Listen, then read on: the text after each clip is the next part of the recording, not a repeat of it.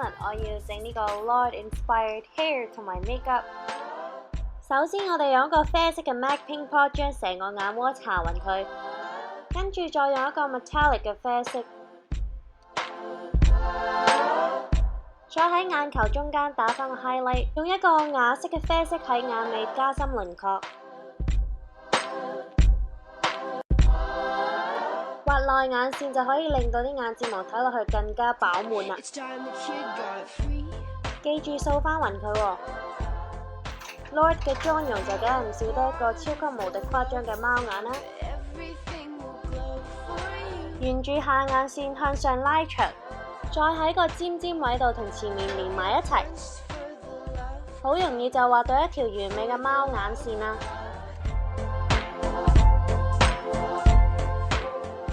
再用 bronzer 打返個強烈嘅陰影，再用一個深紫紅色嘅唇膏，用唇掃上就會更加均勻啦。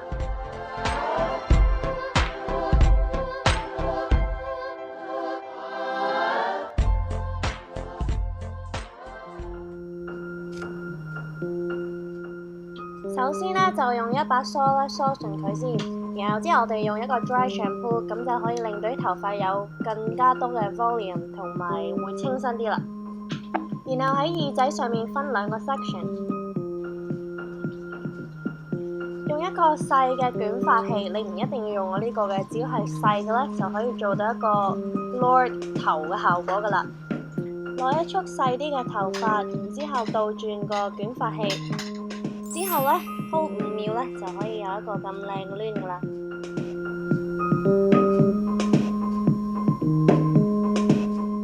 想你嘅造型更加有層次感呢，就可以試下好似我咁，一下向前，一下向後。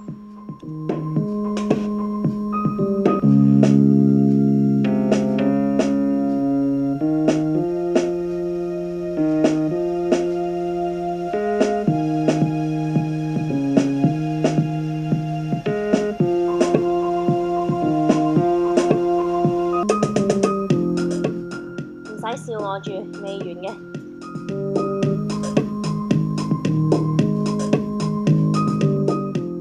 捲晒成個頭之後呢，就噴啲 hairspray 將佢定型，再用手指呢，慢慢咁樣將佢分開佢，再加埋呢個可以 enhance 到一個攣嘅 mousse。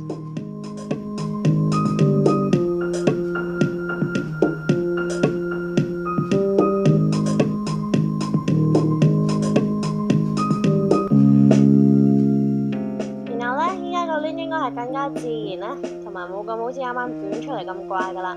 我哋今日完成噶啦，